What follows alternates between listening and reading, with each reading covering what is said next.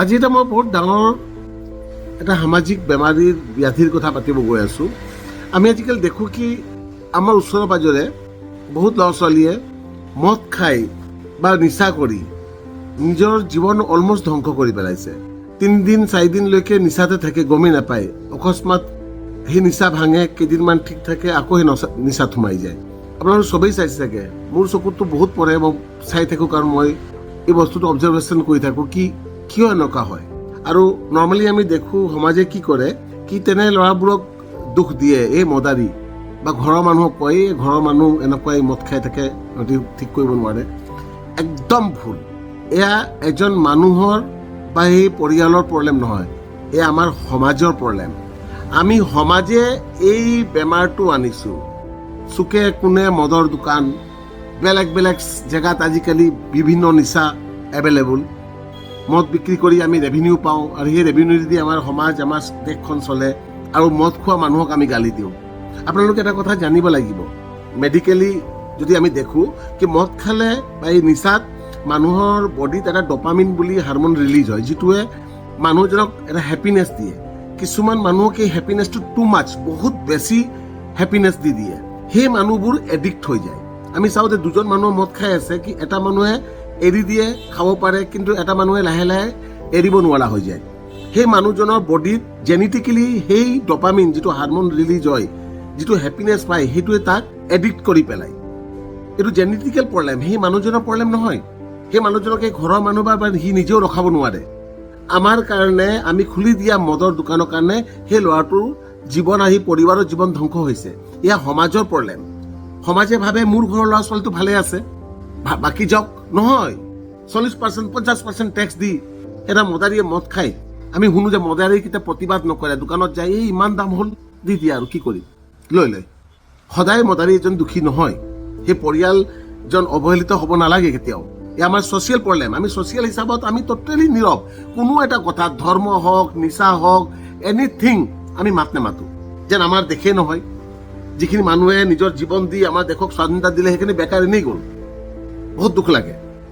মদ খাই এটা মানুহ এডিক্ট হ'ব পাৰে, যিদৰে মিঠা খাই থকা প্ৰত্যেকজন মানুহৰ ডায়েবেটিছ নহয়, কিন্তু কিছুমানৰ হৈ যায়।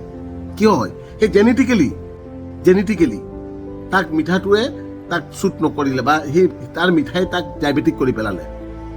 তাৰ addiction is our problem. We have given this. আমি তাক দিছোঁ। আমি মদৰ দোকান খুলি থৈছোঁ, আমাক ৰেভিনিউ লাগে, আমাক সমাজত টকা লাগে, মদৰ টকাৰে, মদৰ টেক্সেৰে আমাৰ দেশখন চলিব লাগে বুলি আমি এনেকুৱা দোকান চুকে কোণে গাঁৱে ভূঞে খুলি থৈছোঁ। আৰু আমাৰ ল'ৰা ছোৱালীবোৰে মদ খাইছে, খাবই কি কৰিব আপুনি? খুলিছে কিয় তেনেকুৱা? নেখাবলৈ খুলিছে নেকি? মদৰ দোকানৰ আগত বৰ্ড লগাই নেকি, মদ বেয়া, মদ নাখাবা, লিখো নেকি? আমি নিলিখো নহয়। দুখ কিয় দিওঁ? নিজৰ দুখটো বেলেগক কিয় জাপি দিওঁ? আমি প্ৰব্লেম ক্ৰিয়েট কৰিছোঁ, আমাক ৰেভিনিউ লাগে, টেক্স জাপি দিওঁ, য'ত যি লাগে মদৰ টেক্স বঢ়াওক আৰু দোকান খোলক, 10টা বজা বা 12 বজালৈকে খোলক। কিমান ল'ৰা মদ খাই মৃত্যু খাবতি লৈছে, জীৱন ধ্বংস হৈ গৈছে, কি অৱস্থাত। আৰু প্ৰত্যেকজনৰ ভাল, তাৰমানে বিৰাট ভাল। মদাৰী মই দেখিছোঁ, এনেকুৱা মদ খোৱাবোৰ একদম চিধা চিম্পল। কি কওঁ মই উৎসাহ দিয়া নাই, মই ভালৰ কাৰণে কোৱা নাই, মই বেমাৰটো বুজাবলৈ চেষ্টা কৰিছোঁ। চবক বুজক, সামাজিকভাৱে আমাক কালেক্টিভ ৰেছপনচিবিলিটি ল'ব লাগিব। সমাজখনক ৰক্ষা কৰাৰ দায়িত্ব আমাৰ। We are the responsible for them. আমি তেওঁলোকৰ দুখী, সেই পৰিবাৰৰ দুখী, সেই পৰিবাৰক লগ দিয়ক। সেই পৰিবাৰে ল'ৰাটোক বচাব নোৱাৰে, ক'লে নামানে।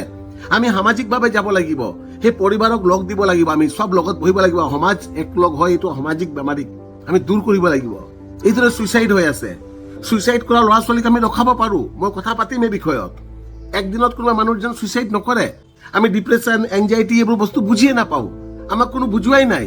আমি কেৱল পলিটিক্সত লাগি থাকোঁ, বিজেপি, কংগ্ৰেছ, AJP, ৰাইজৰ দল, আমি তাতে ব্যস্ত হৈ থাকোঁ। আৰে বাবা, এইটো আমাৰ দেশ, আমি চৰকাৰ গঠন কৰোঁ, সেইবোৰ এটা দলৰ নাম, আমি মালিক, আমি এইবোৰ বুজিয়ে নাপাওঁ। সমাজত ইমান প্ৰব্লেমছ আছে। আজি সমাজখন কেপিটেলিজিম, ডাঙৰ ডাঙৰ সংস্থাবোৰে আমাক লৈ গৈছে। সৰু সৰু মানুহৰ ব্যৱসায়বোৰ খতম কৰি গৈছে, চাকৰি নোহোৱা হৈছে, সৰু সৰু ব্যৱসায়ীবোৰে কাম কৰিব নোৱাৰা হৈছে। ডাঙৰ ডাঙৰ কোম্পানীবোৰে আনি সেইটো কাম কৰা হৈছে যিটো সৰু মানুহে কৰে। সৰু মানুহবোৰে কি কৰিব? আমি কেতিয়াবা ভাবিছোঁ, অনলাইন এটা বস্তু অৰ্ডাৰ দিওঁতে আমি ভাবোঁ নে কি সেই অনলাইনত অনা বস্তুটো ওচৰতে কোনোবা দোকান এজনে বিক্ৰী কৰি আছে, সেই দোকানটো বন্ধ হ'লে তাৰ ল'ৰা ছোৱালী, তাত কাম কৰা ল'ৰা ছোৱালীবোৰৰ চাকৰি যাব। সেই দোকানীটোৱে আহি আমাৰ দোকানত কিবা এটা কিনে, আমি গৈ বেলেগ দোকানত কিবা এটা কিনো। আমি এইবোৰ বস্তু নাভাবোঁ যে অৰ্থনীতিটো কিদৰে চলি আছে। যদি ব্লিংকিট, এমাজন এইবোৰৰ পৰা যদি বস্তুবোৰ অনা যায়, ত আমাৰ লোকেল দোকান পোৱাৰ বন্ধ হ'ব। সেইটো ইনডাইৰেক্টলি প্ৰত্যেকজন মানুহক এফেক্ট কৰিব। 10টা মানুহ বন্ধ হ'লে 10টা মানুহ বেলেগৰ গ্ৰাহকো হয়, আৰু য'ত সি গ্ৰাহক হয় সেই মানুহজনে সেই পইচাৰে আমাক ইয়াত আহি কিবা এটা কিনে। আমি ইনডাইৰেক্টলি নিজৰ ভৰিত কুঠাৰ মাৰি আছো, কিন্তু সমাজৰ কেৰ নাই। মোৰ ওচৰত টকা আছে, পইচা আছে, মোৰ ডাঙৰ বিল্ডিং আছে, ভাড়া আহিছে, মোৰ ল'ৰা ইমান টকা কাম কৰে, ভাড় হৈ যাওঁ দুনিয়া। নহয়, এয়া নহয়। এজন নাগৰিক হিচাপে আমি এইখিনি দায়িত্ব ল'ব লাগিব। আৰু মোৰ এই সমানতাই এইখিনিয়ে ক'বলৈ ওলাইছে, এইখিনিয়ে সজাগ কৰিবলৈ ওলাইছো কি দেশখন আমাৰ প্ৰত্যেকৰ দায়িত্ব আছে। চৰকাৰ আমাৰ হয়, চৰকাৰে কিদৰে চলিব লাগে, চৰকাৰে কি কৰিব লাগে, সেয়া আমি ডিচাইড কৰি চৰকাৰক ক'ম। আমি এনে এজন মানুহ তেতিয়া পঠাম তালৈকে যে আমাক লিডাৰশ্বিপ দিব পাৰে।